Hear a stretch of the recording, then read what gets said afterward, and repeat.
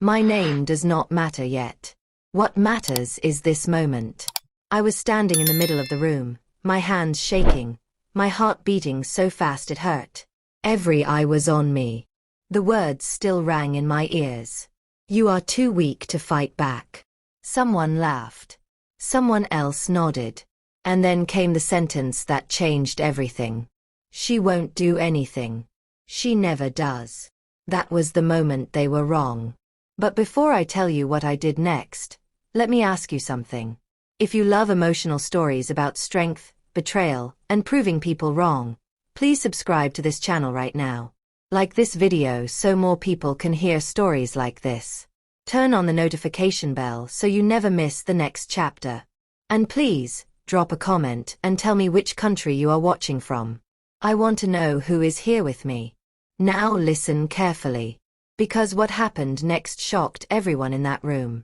I looked down at my hands. They were small, thin, scarred. Hands that had worked, cleaned, cooked, carried, and healed. Hands that had never been raised in anger. Hands that people thought were weak. They did not know what those hands were capable of. When I finally lifted my head, the room went silent. I opened my mouth to speak. And that is where I will pause. Because to understand why this moment mattered so much, you need to know how I got here. I was never a loud woman. I was never the one who shouted. I was never the one who demanded attention. From a young age, I learned to stay quiet. When other children spoke up, I listened. When others argued, I stepped back. When someone was angry, I tried to fix things. People mistook my calm for fear. My silence for weakness. At home, I was the one who woke up early and slept late. I cleaned, cooked, and helped everyone else before helping myself. If something broke, I fixed it. If someone was hurting, I stayed. And slowly, without me noticing, they began to treat me like I would always stay. No matter what. At school, they said I was soft. At work, they said I was easy to push around. At home, they said, she won't fight back. Each time I heard those words, something inside me tightened. But I swallowed it. I told myself peace was better than conflict. I told myself being kind was strength. But kindness without respect becomes a cage. The first time someone crossed the line, I forgave them. The second time, I stayed quiet. The third time, I blamed myself. And that is how it continued. Little by little, they took more. My voice. My confidence. My space. My choices. Until one day, I realized something terrifying. They were no longer testing me. They were certain. Certain that I would never stand up. Certain that I would never say no. Certain that I was too weak to fight back. The day everything changed did not start with shouting. It started quietly. That morning, I woke up with a strange heaviness in my chest. I remember sitting on the edge of my bed, staring at the floor, feeling like I was carrying a weight no one could see. I told myself, just get through today. I did not know that today would become the line between who I was and who I was about to become. When I entered that room later, the air felt different. People were already there. Sitting. Standing. Whispering. They looked at me the way people look at someone they think they understand completely. Someone said my name. Someone pointed at a chair. Someone smiled like this was already decided. Then the words came. Sharp. Careless. Cruel.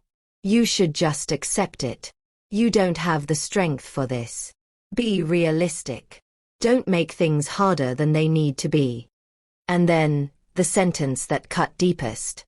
She is too weak to fight back. The room filled with quiet laughter. Not loud. Not cruel enough to sound evil. Just confident. That was the worst part. Their confidence. They were not afraid of me. They did not think I could surprise them. They believed this story was already written. I felt my face burn. My throat tightened. For a moment, the old habit returned. The habit of shrinking. Of apologizing. of stepping aside. I almost did it. Almost. But then something happened inside me. It was not anger. It was not rage. It was clarity. I saw in that instant how small they had made me feel for so long. I saw every moment I had stayed silent, every time I had chosen peace while they chose power. And I understood something very important. If I stayed quiet now, I would never forgive myself. My hands began to shake, not from fear, but from holding myself back for too long. I took one step forward. Someone sighed, already bored. Someone whispered, "Here we go again." They thought I was about to beg. They were wrong. I lifted my head. I looked around the room. I met their eyes one by one. And for the first time in my life, I did not look away. My mouth opened. My heart pounded. And just as I was about to speak the words that would change everything, someone stood up suddenly.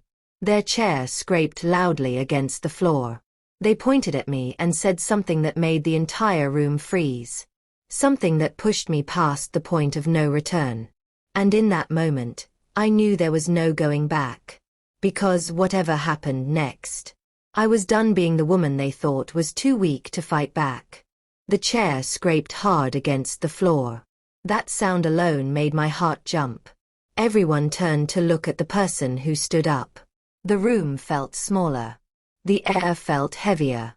I stayed where I was, my hands still shaking, my mouth still open from the words I had not yet spoken. The person pointed straight at me and said, loud and clear, "Sit down. You're embarrassing yourself." The room went quiet again. Not the kind of quiet that feels peaceful. The kind that feels dangerous. I felt my face burn. My ears rang. For a moment, the old fear tried to pull me back down.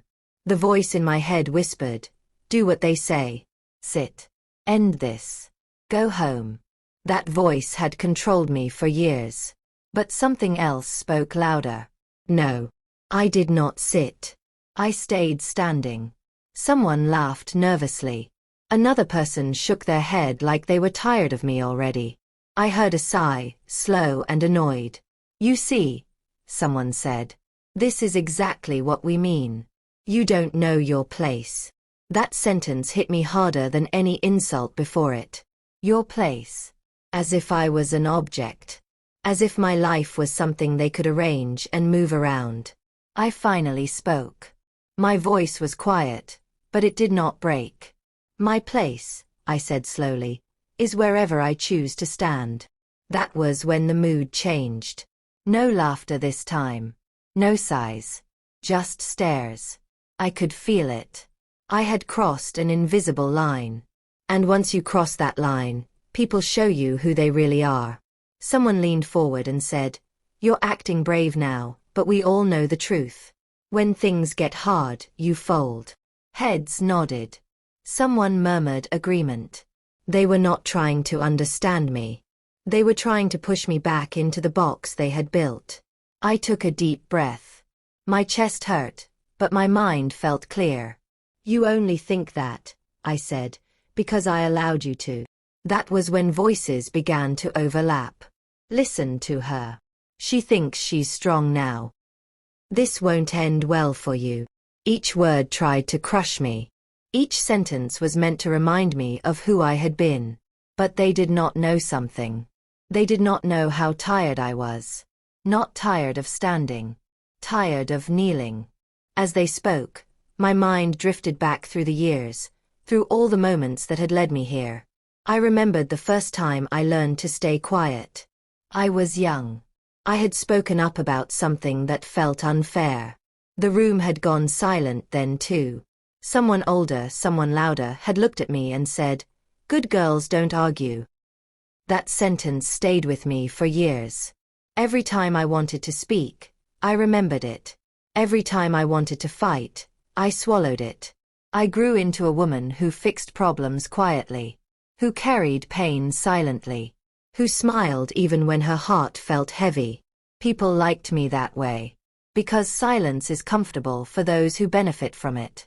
I remembered all the times I had been overlooked. Promises made to me and then broken. Decisions made about me, never with me. And every time, I told myself it was not worth the fight. But standing there now, with all those eyes watching me like I was nothing more than a problem, I understood something painful. My silence had not protected me. It had trained them. Trained them to believe they could say anything, do anything, take anything. One person crossed their arms and said, "Let's be honest. What can you really do?" That question echoed in my head. What could I do? I thought about the nights I cried quietly so no one would hear. The mornings I woke up and kept going anyway. The years I survived things that should have broken me. They thought strength looked like shouting. Like fists on tables. Like fear in other people's eyes. They did not understand quiet strength. I took another step forward. That movement alone made someone shift uncomfortably in their seat. "I can tell the truth," I said. Someone scoffed. "About what?" I opened my mouth. And then stopped. Because the truth I was holding was not small. It was not safe. It was the kind of truth that burns bridges and shatters comfort. My heart raced again, but this time it was not fear holding me back.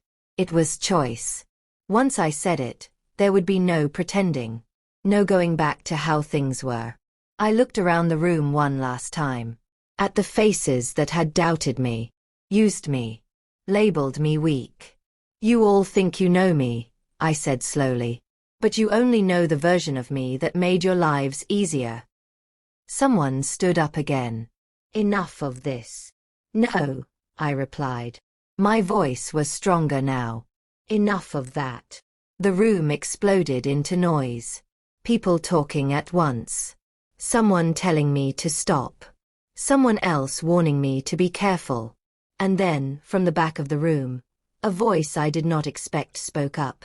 A voice that had been silent for years. "What if she's right?"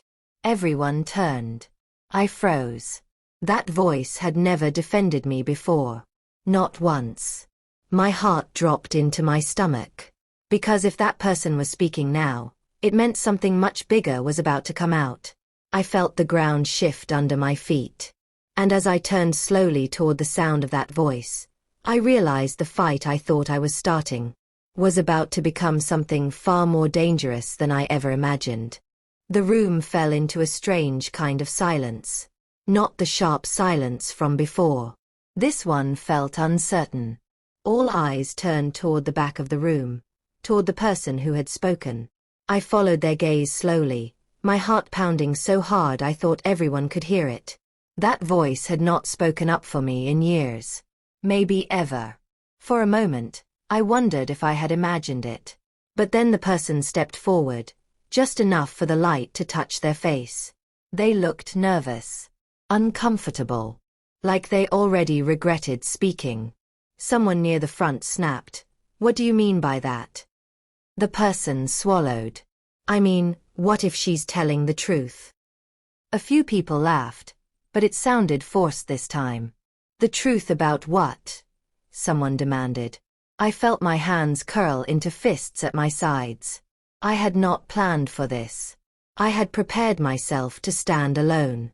I had prepared for anger, for mockery, for being shut down. I had not prepared for doubt. The person took another small step forward. "We've all seen things," they said. "We just chose not to talk about them." That sentence sent a chill through me. Because it was true. I saw it on their faces. The sudden tension. The way some people avoided eye contact.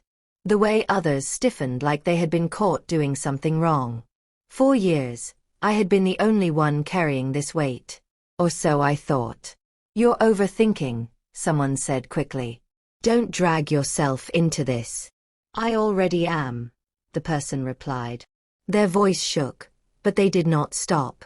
"We can't keep pretending she's the problem." My chest tightened. I felt like the floor might give way beneath me.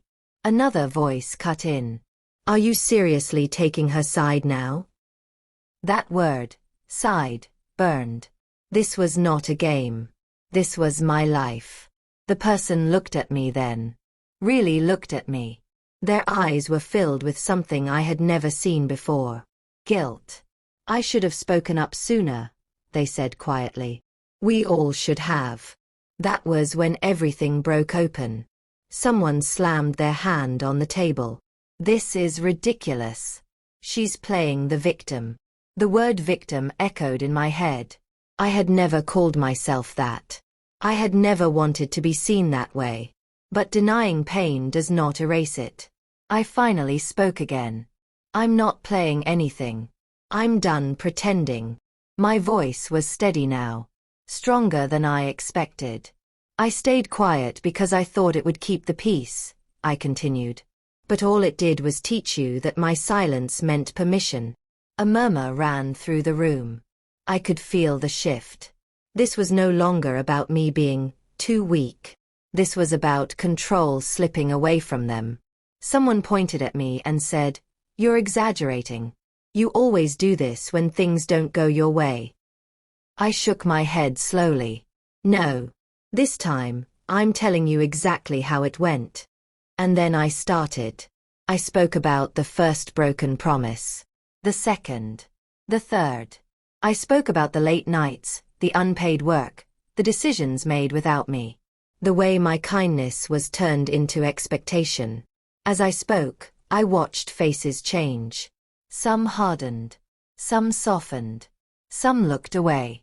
I talked about the moments I wanted to speak but was told to wait. About being called difficult, the one time I said no. About being labeled weak, because I refused to fight dirty. Someone interrupted. Why didn't you say something before? That question hurt more than anything else. I answered honestly. Because every time I tried, you showed me it wasn't safe. The room fell quiet again. This time, no one laughed. I realized something important in that moment. They had never thought I would actually speak this clearly. They had counted on my confusion, on my fear. But clarity is dangerous. One person stood up slowly. Even if some of that is true, they said, what do you expect to happen now? I took a breath. I expect accountability. That word hit like thunder. Accountability. Someone scoffed. You think you're in a position to demand that? I met their eyes. I know I am. The person who had spoken up earlier nodded slightly. Just once. That small movement gave me more strength than I can explain. Another voice rose, sharp and angry. This is turning into a mess. It's always been a mess, I replied. You just didn't have to clean it. The tension in the room was thick now. People shifted in their seats, whispered to each other. The confidence they had earlier was cracking. Then someone said something that changed the direction of everything. If we let her keep talking, this could get serious. That sentence told me everything I needed to know. They were not afraid of lies. They were afraid of truth. I took one last step forward and said, you told me I was too weak to fight back. I let the words hang in the air.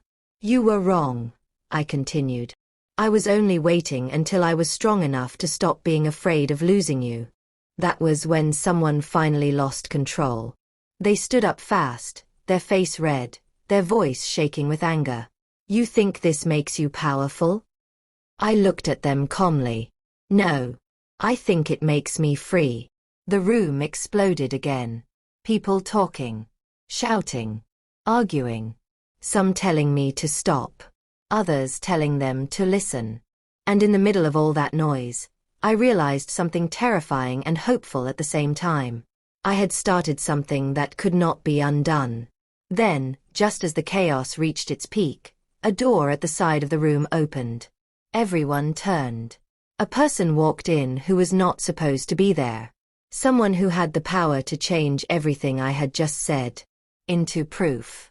And as they closed the door behind them, I knew the fight had only just begun. The door closed with a soft click. That sound was small, but it cut through the noise like a knife. Every voice in the room stopped at once. I felt my breath catch as I turned fully toward the door. The person who had just walked in stood still for a moment, their hand resting on the handle, their eyes scanning the room. They were not supposed to be there. And yet, there they were. I saw it immediately, the panic on a few faces, the stiff backs, the sudden straightening of shoulders. The people who had been loudest just seconds ago now looked unsure. Someone whispered, "Why are they here?" No one answered. The person took a slow step forward. Their expression was calm, but their eyes were sharp, observant. The kind of eyes that notice everything, even what people try to hide. "What's going on?" they asked. Their voice was steady, professional, powerful. I felt a strange mix of fear and relief wash over me. Fear because this could go badly. Relief because I was no longer alone in a room full of people who wanted me quiet. Someone rushed to speak before I could. "It's nothing. Just a misunderstanding." The person by the door raised an eyebrow. "It doesn't sound like nothing." They looked at me then. And for the first time since this began, someone with real authority looked at me not as a problem, but as a person. "Do you want to explain?" they asked. The room seemed to hold its breath. I nodded once. "Yes." Before I could say more, someone cut in sharply. "There's no need. She's upset and saying things she doesn't fully understand." I felt anger flare in my chest. "I understand exactly what I'm saying," I replied. The person at the door turned slowly toward the one who had interrupted. "Then let her speak." That sentence felt like permission I had waited years to hear. I began again, this time without hesitation.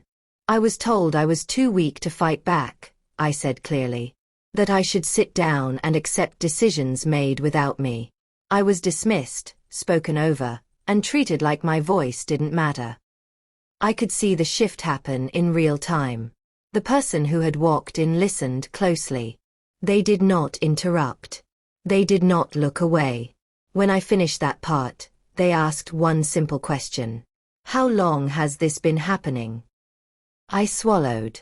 "Years." A murmur ran through the room. "Years," they repeated. "Yes," I said.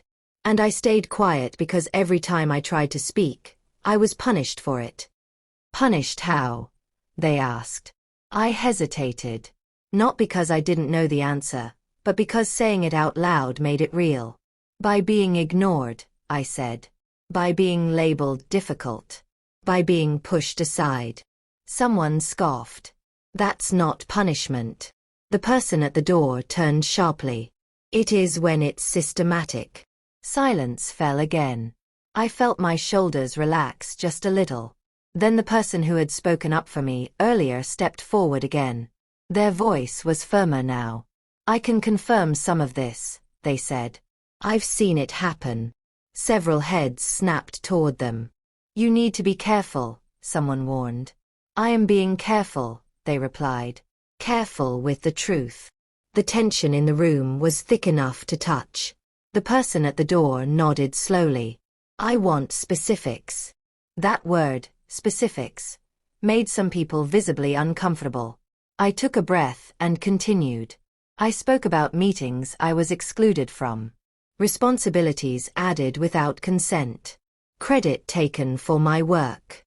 Decisions finalized before I even knew they were being discussed. As I spoke, I noticed something. The more details I gave, the less confident they became. Because details are hard to argue with. One person stood up and said, "Even if mistakes were made, she's blowing this out of proportion." I turned toward them. "If it wasn't serious, you wouldn't be this defensive." A few people gasped softly. The person at the door watched this exchange carefully. Then they said something that made the room freeze. "Is there documentation?" The word landed like a bomb. Documentation. Emails. Messages. Records. I felt my heart race again, but this time, it was not fear. It was readiness. "Yes," I said. Someone laughed nervously. "Now she's lying." I reached into my bag. Slowly. Deliberately. I pulled out a folder. The room erupted instantly. What is that? This is getting out of hand. You planned this. I held the folder against my chest. My hands were steady. I didn't plan to speak today, I said. But I prepared for the day I would need to. The person at the door stepped closer. May I see it? I nodded and handed it over. As they opened the folder and began to read, the room felt like it was shrinking. Every page turned felt like another wall closing in. Faces grew pale. Jaws tightened.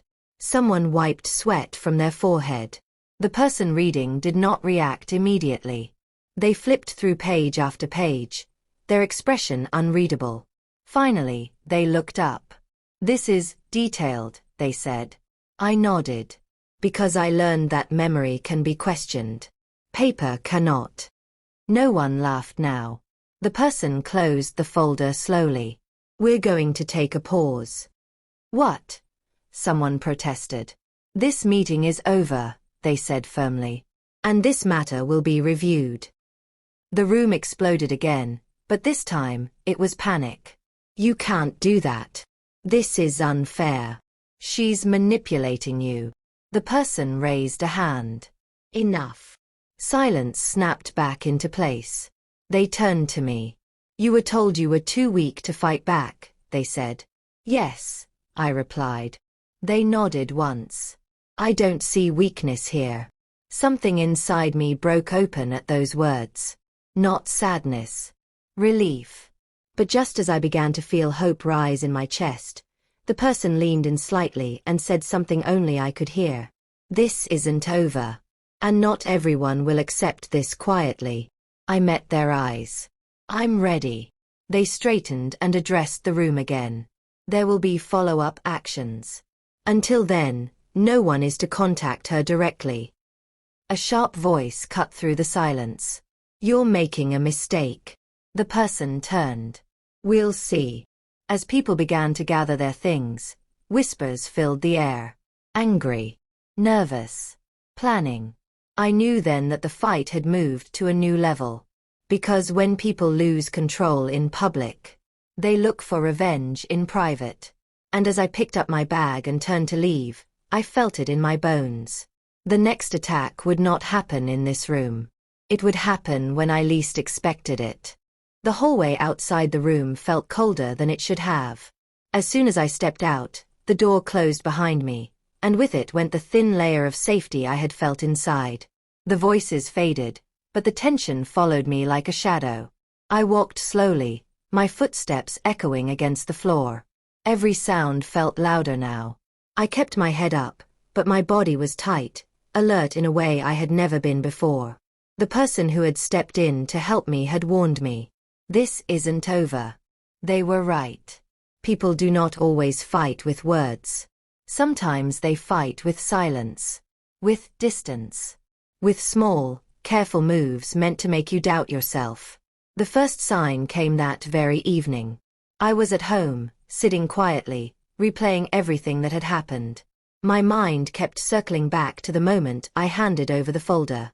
To the looks on their faces when they realized I was not unprepared. My phone buzzed. I picked it up, expecting maybe a message of support. Instead, it was a short text. You should be careful. You've made enemies. No name. No explanation. Just that. My stomach dropped. I stared at the screen for a long time before setting the phone down. I did not reply. Fear wanted me to, but instinct told me silence was safer, for now. I told myself it was just a warning. Someone trying to scare me back into place. But then came the second sign. The next morning, I arrived to find my access limited. Things I had always been allowed to do suddenly required approval. Simple requests were delayed. Emails went unanswered. No one said anything directly. That was the point. They wanted me to feel small again. Isolated. Unsure. I sat at my desk and stared at the screen, my hands resting still in my lap. For a moment, doubt crept in. Did I go too far? Was I wrong to speak? That doubt was familiar. It felt like home. And that scared me. I pushed my chair back and stood up. I walked to the restroom and locked myself in a stall. The quiet there was different. Safe. I closed my eyes and took a deep breath. This is what fighting back feels like, I whispered to myself. Not loud. Not dramatic. Just lonely. When I returned, I noticed people watching me. Not openly. Just enough to let me know. Whispers followed me down the hall. She thinks she's protected now. She doesn't know how this really works. I kept walking. Later that day, someone I trusted approached me. Their voice was low. They're trying to build a case against you, they said. My heart skipped. What kind of case? They're saying you're difficult. Unstable. That you planned everything. I let out a slow breath. Of course they are. That was when I understood. This was not about facts anymore. This was about control. They could not deny the evidence, so they were attacking my character. That night, sleep would not come. Every sound outside made me sit up. Every notification made my heart race. I thought about how easily they could twist things. How many people would believe them simply because it was easier than questioning the system. I thought about turning back. About apologizing. About asking for peace. And then I remembered their faces when they thought I would sit down. No. The next few days were a test. Meetings moved without notice. Conversations stopped when I entered rooms. I felt like a ghost walking through my own life. One afternoon, I found an envelope on my desk. No name. Inside was a printed message. Know your limits. My hands trembled as I held the paper.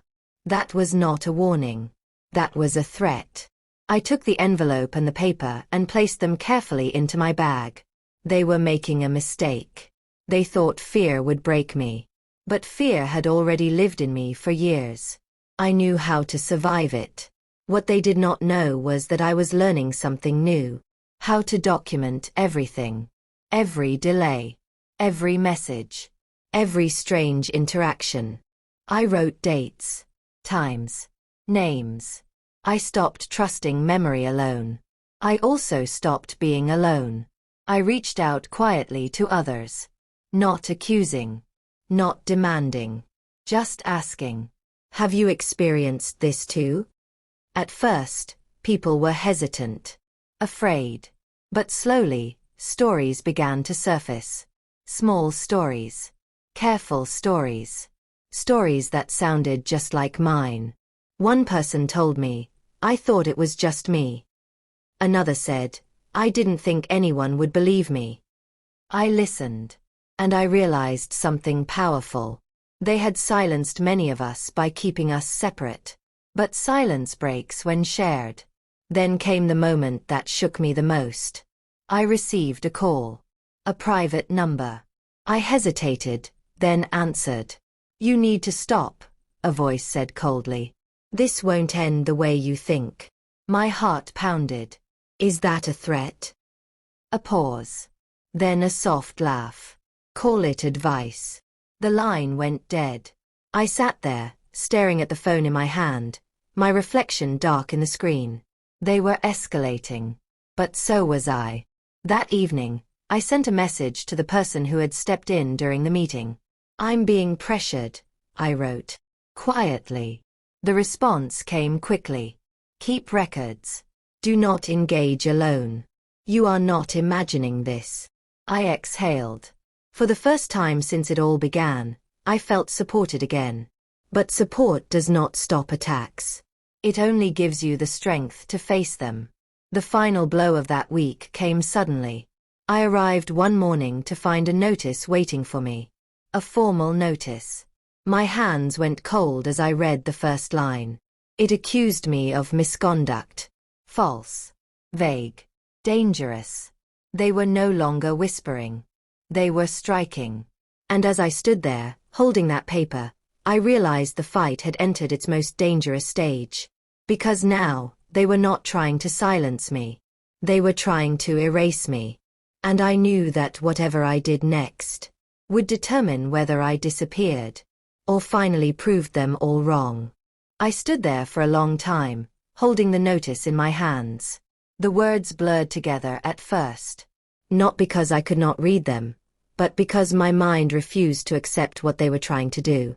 Misconduct. Unprofessional behavior. Disruption. Big words. Empty words. Dangerous words. This paper was not meant to explain anything. It was meant to stain me. I slowly sat down, the chair creaking under my weight.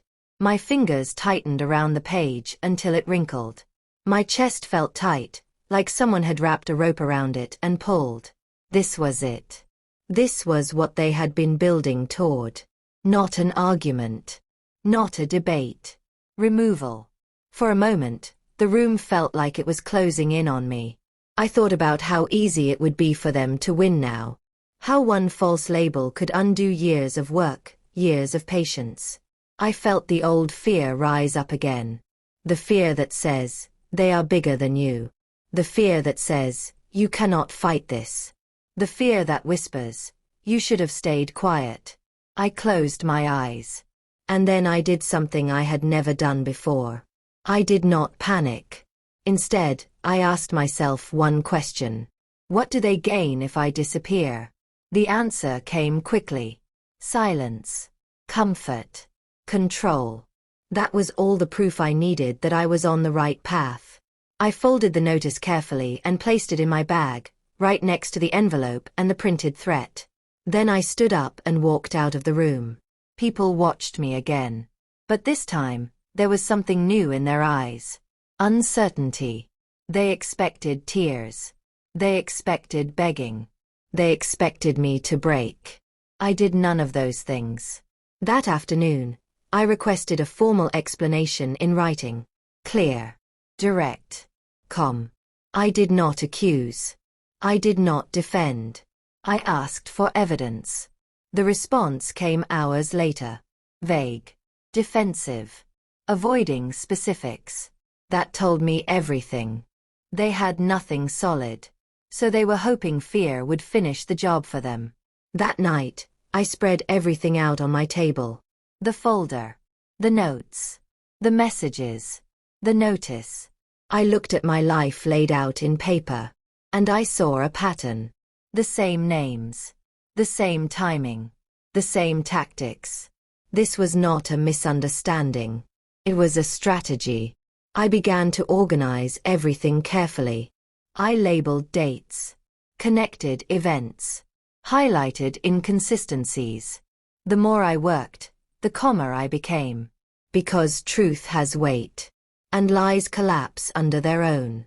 The next day, something unexpected happened. Someone knocked softly on my door. When I opened it, a person stood there who I never thought would come to me. They looked nervous. Pale. I don't have much time, they whispered. But you need to know something. My heart raced. What is it? They're planning to suspend you. Quietly. Before the review. My stomach dropped. When? Soon, they said. Very soon. I stepped back, letting them in. Why are you telling me this? They looked down. Because what they're doing is wrong. And because I'm afraid. I nodded slowly. So am I. They handed me a small stack of papers. I made copies, they said. I shouldn't have, but I did. I looked at the pages. Internal messages. Timelines. Discussions about me. Discussions that had happened before the meeting. Before I ever spoke up. My hands trembled, not with fear, but with anger. They decided my fate before I opened my mouth, I said quietly. The person nodded. They needed a reason. Speaking up just gave them an excuse.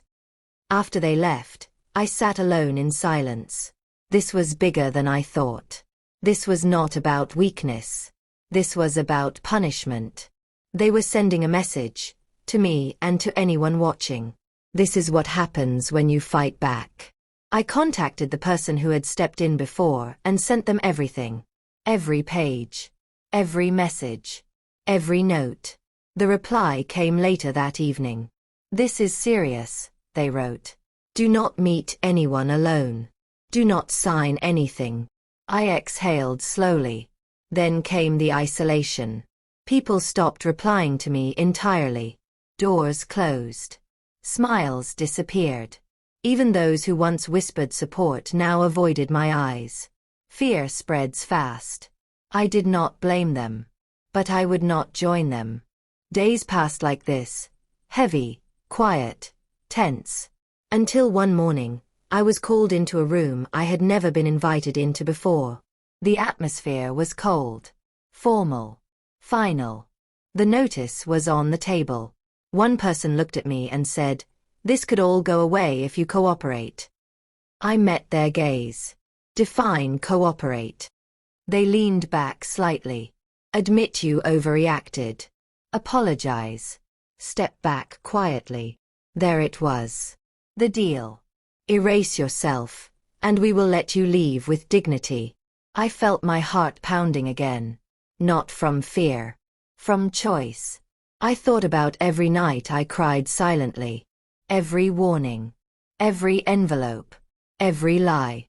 I looked at the notice. Then I looked at them. "No," I said. The word was small. But it shook the room. Their expression hardened. "Then you leave us no option." I nodded once. "Neither did you." As I stood to leave, one of them added softly, "You're making a very dangerous mistake." I turned back. "So did you."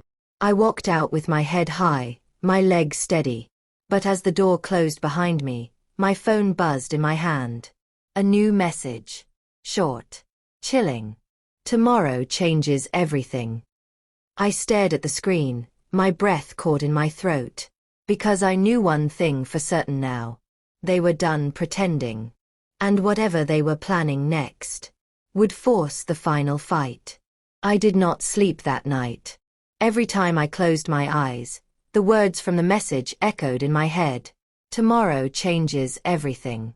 I lay in the dark, staring at the ceiling, listening to my own breathing. Slow. Careful. Like I was afraid even my thoughts might be overheard. Fear was there, yes. But something else was there too. Resolve. When morning came, I got up quietly. I dressed with care, not in a rush, not in panic. I chose clothes that made me feel steady, grounded, like myself. I looked at my reflection in the mirror for a long moment. "You are not weak," I said out loud. The words felt strange on my tongue, but true. When I arrived, the atmosphere was different. Too quiet. Too polite. People smiled at me in a way that made my skin crawl. Not warm smiles.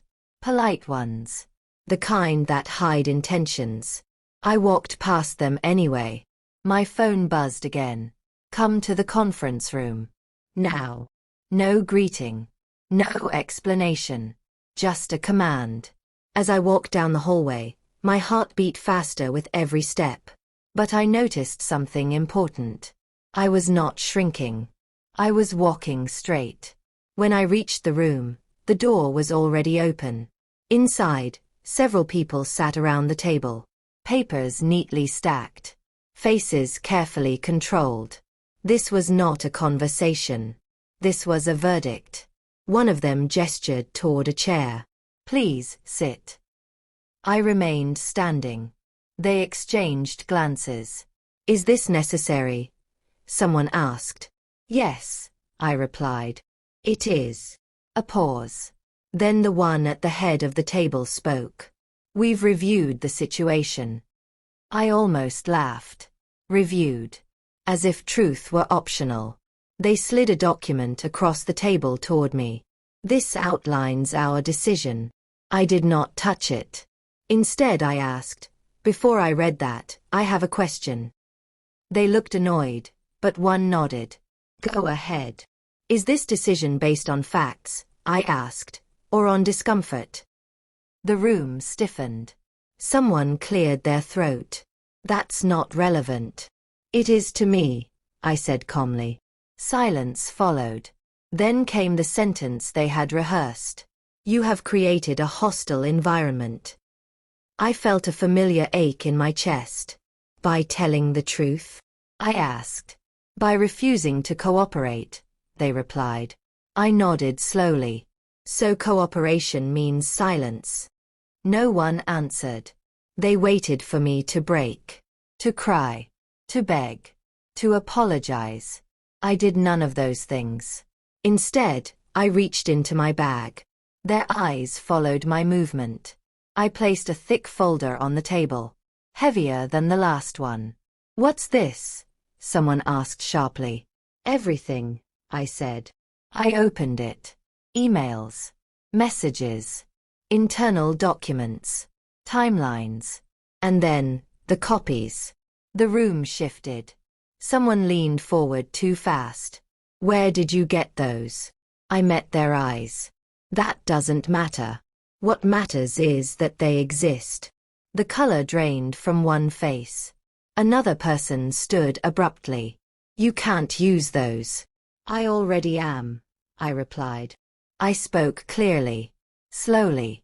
I explained how the misconduct notice appeared after I spoke up, how access was restricted, how warnings and threats followed.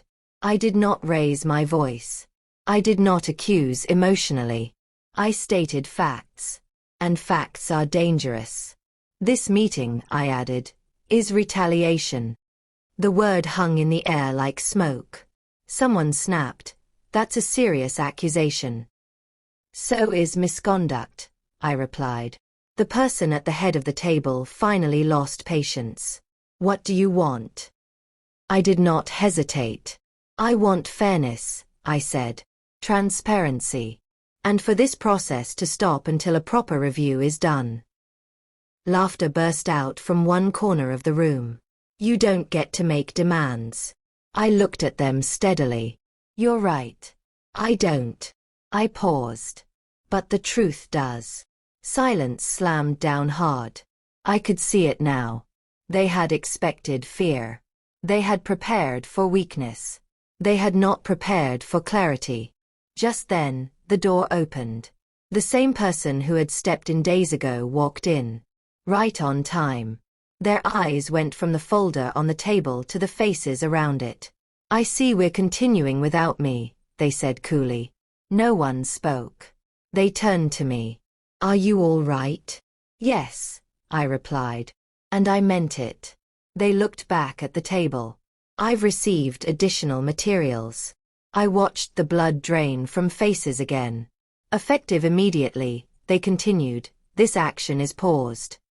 What? Someone exclaimed. There will be an independent review, they said. And until then, there will be no disciplinary action. The room erupted. This is unacceptable. You're overstepping. She manipulated this. The person raised a hand. Enough. The room went silent. They turned to me. You were told you were too weak to fight back. I nodded. They looked around the table. What I see is someone who stood alone when it was easier to kneel. No one met their eyes. As the meeting ended, people left quickly, quietly, avoiding me. But one thing was clear. The balance had shifted. Outside the room, my legs finally trembled. Not from fear. From release. I leaned against the wall and closed my eyes. I had not won. Not yet. But I had not fallen. And as I straightened up to leave, I felt it deep in my bones.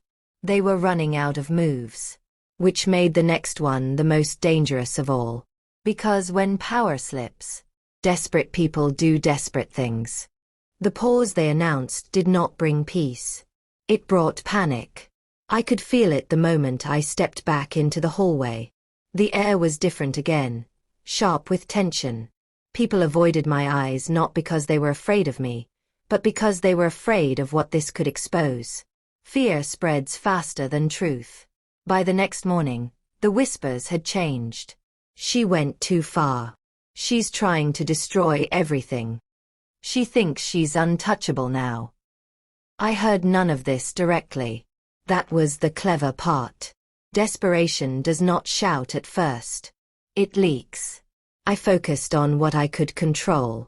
I kept my head down. I wrote everything. I saved every message. I took screenshots of sudden changes, quiet removals, missing files. Then something happened that told me the pause meant nothing to them. My access was cut again. This time, completely. No explanation. No notice. Just gone. I stared at the screen as error messages replaced the tools I needed. My hands went cold. This was not an accident. This was punishment. I took a slow breath and stood up. People pretended not to notice. Pretended not to see. I walked straight to the office of the person who had stepped in before. They were already expecting me. "They're pushing," I said. "Yes," they replied. "And they've crossed a line." I showed them the error messages. The timestamps. The sudden lockout. They nodded grimly. "That violates the pause." "So what happens now?" I asked. Their answer was quiet but heavy. "Now they make mistakes." That afternoon, the first one happened. I received an email. Too long. Too detailed. Too angry.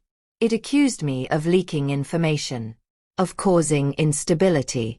Of damaging reputations. And then, careless, reckless, desperate, it named names. My heart pounded as I read it again. They had put everything in writing. I forwarded it immediately. The response came fast. "This helps you." That was when I realized something important. Desperation makes people sloppy. But they were not done. By the next day, a rumor had spread that I was under investigation by outside parties. Another said I was about to be removed permanently. I watched as people pulled away. Even those who had quietly supported me before went silent. Isolation returned, but it felt different now. Less crushing. Because I understood it. Fear does not mean you are wrong. It means you are close. The real blow came later that week. I was called into a room again. Smaller this time. Fewer people. More controlled. One person spoke softly. Too softly. "This is becoming very stressful for everyone," they said. "We want to offer a solution." I said nothing. They slid a document toward me. A settlement. My hands stayed in my lap. "If you sign this," they continued, "this ends. You leave quietly. With compensation." I finally looked at the paper. The language was careful. No admission of wrongdoing. Strict silence. No future claims. They were buying my quiet. I felt something twist in my chest.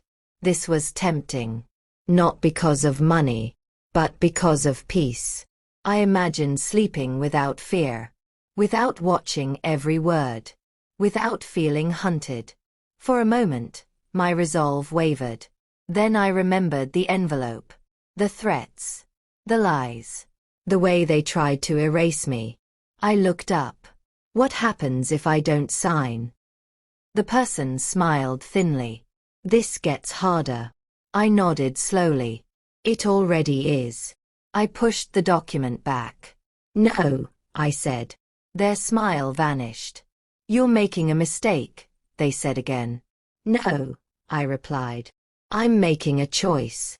The room felt colder instantly. As I stood to leave, one of them added, "You're not as protected as you think." I stopped and turned. "I know," I said. "That's why I'm being careful." That night, something strange happened. I received messages. Not threats. Support. One person wrote, "Thank you for not backing down." Another said, "You said what we were afraid to." I read each one slowly. I was not alone anymore. The truth was spreading. And truth scares desperate people more than anything. The final act of desperation came without warning. Early one morning, my phone exploded with notifications. Emails. Messages. Missed calls. Someone had leaked a false story about me. Twisted facts. half-truths. Lies wrapped in confidence. My name was being dragged through places I had never spoken. My hands shook as I read the headlines. This was their last move. Public pressure. Reputation damage. I felt sick. For the first time in days, fear tried to pull me under again. But then my phone rang. The person who had stepped in spoke quickly. "We saw it. We're responding. Can you stop it?" I asked quietly. A pause. "No," they said honestly. "But we can expose it." That was when I understood. This was no longer about survival. This was about truth versus power. And truth was finally stepping into the light. As I set my phone down, I looked out the window and whispered something I never thought I would say. Do your worst. Because if this was their final attack, what happened next will decide everything. I did not leave my house that morning. Not because I was hiding. Because everything had come to me. My phone kept buzzing on the table, vibrating like it was alive. Messages stacked on top of each other. Some kind. Some confused. Some cruel. I sat still and let it happen. For years, things had been done to me quietly, behind closed doors. Now it was happening in the open. Loud. Messy. Uncontrollable. That was new territory. For them. The false story spread fast. Too fast. It painted me as angry, unstable, dangerous. It said I had planned everything. That I wanted attention. That I was trying to destroy people's lives. It hurt. I will not pretend it didn't. Seeing lies written with confidence feels like being erased while still breathing. I felt my chest tighten, my hands go cold, my thoughts scatter. This was the kind of pressure meant to break you. To make you say, enough. I'll take the deal. I'll be quiet. I almost turned my phone off. Almost. Then I saw something that stopped me. A comment. Just one at first. She kept receipts. That's not weakness. Then another. If she was lying, why are they panicking? Then another. Why are they attacking her instead of addressing the facts? The noise shifted. Slowly. Subtly. The story they released was meant to bury me. Instead, it raised questions. And questions are dangerous. By midday, people I had never met were asking for clarification. Others were sharing parts of the truth I had never spoken publicly. Someone leaked a screenshot. Then another. And then something I never expected. A voice. The same one from the room. The one who had first said, "What if she's right?" They spoke publicly. Not loudly. Not dramatically. Clearly. "I saw this happen," they said. "And I stayed quiet for too long." That sentence landed harder than any accusation. The tone changed immediately. This was no longer one person versus power. It was power versus pattern. My phone rang again. "Things are moving fast," the familiar voice said on the other end.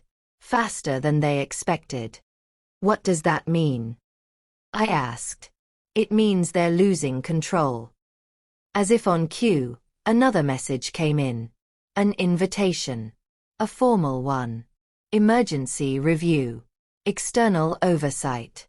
Immediate response. I stared at the screen. This was it. The moment they had worked so hard to avoid. I arrived later that day. The building looked the same, but it felt different. Cameras everywhere. People whispering openly now. No more pretending. Inside the room, the energy was sharp and electric. This was not a setup. This was damage control. People spoke carefully now. Words measured. Eyes cautious. I was asked to speak. Not ordered. Asked. I stood slowly, my heart pounding again, but this time it was steady. I told the story. Not with anger. Not with drama. With clarity. I spoke about the labels. The warnings. The quiet punishments. The threats dressed as advice. The notice meant to erase me. I placed everything on the table. Again. But this time, I was not alone. Others spoke too. Carefully at first. Then fully. One by one. Stories that sounded like mine. Experiences that matched the pattern. Fear that had kept them silent. The room could not ignore it anymore. One of the people who had attacked me earlier sat stiff and pale. Another avoided looking up at all. When questions came, they came fast. Why was access removed? Why was the pause violated? Why were threats issued? No good answers followed. Just silence. And silence, in moments like this, screams. The final moment came unexpectedly. An external reviewer leaned forward and said, "There appears to be intent here." Intent. That word changed everything. I felt my breath catch. This was no longer about misunderstanding. It was about accountability. The meeting ended without applause. Without closure. But with something far more important. Momentum. As I left the room, people looked at me differently. Not with pity. Not with dismissal. With respect.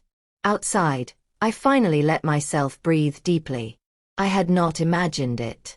I had not exaggerated. I had not been weak. I had been targeted. And now, it was visible.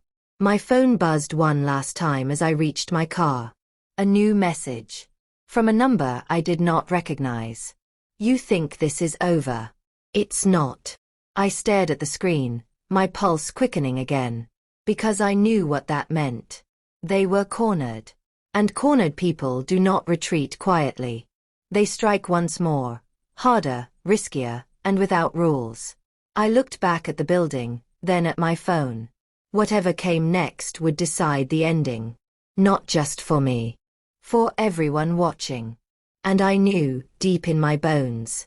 The message stayed on my screen for a long time. "You think this is over. It's not." Once, words like that would have crushed me. Once, I would have panicked, replayed every mistake, wondered how to make it stop. But not anymore. I put my phone down and sat quietly in my car. My hands rested on my lap. My breathing slowed. For the first time since this began, I understood something clearly. They were afraid. Not of me as a person. Not of my voice alone. They were afraid because the truth had escaped their control. Cornered people lash out. Confident people stay calm. I started the engine and drove home. That night, I slept. Not perfectly. Not peacefully. But I slept. The next morning, everything changed. The story they had tried to twist was officially questioned. Publicly. Carefully. Clearly.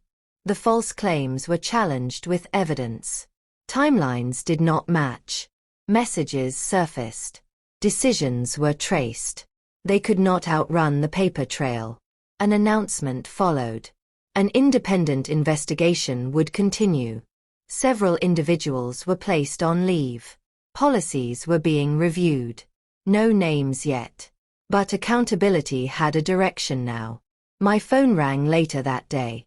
"We need you to come in," the familiar voice said. This time to close it properly. When I arrived, the room felt different from every other meeting before it. No raised voices. No smug smiles. No dismissive laughter. Just seriousness. I sat at the table. Not standing this time. Not because I was weak, but because I finally belonged there. They asked questions. Real ones. They listened without interrupting. They took notes. When it was over, the person leading the review looked at me and said something I will never forget. "You were never the problem. You were the proof." Tears filled my eyes, but I did not cry. I smiled. Because in that moment, everything they had said about me collapsed. Too weak. No. Too quiet. Only until it mattered. Unable to fight back? I had just changed the fight. Days later, the final decision came. The false notice was withdrawn. My record was cleared. Formal apologies were issued, written, documented, permanent. Some people resigned. Others were removed. Some tried to disappear quietly. But the system had been forced to look at itself. And that mattered more than revenge. I stood in the same hallway where fear once followed me like a shadow. This time, people did not whisper. They nodded. They spoke. Some even thanked me. One person stopped me and said, "You gave me courage." I went home that evening and sat alone, thinking about how close I had come to giving up. How easy it would have been to sign the paper, to take the money, to choose silence. And I realized something important. Strength is not loud. It does not threaten. It does not rush. Strength waits. Strength prepares. Strength stands when it has no guarantee it will win. They told me I was too weak to fight back. What they did not understand was that I was never fighting to hurt them. I was fighting to save myself. And in doing that, I proved them all wrong. If this story moved you, please take a moment to support this channel. Like this video, subscribe for more powerful and emotional stories, and turn on the notification bell so you never miss the next one. Drop a comment and tell us where you're watching from. Your voice matters here. And remember, just because you are quiet does not mean you are weak. Your moment to stand may change everything.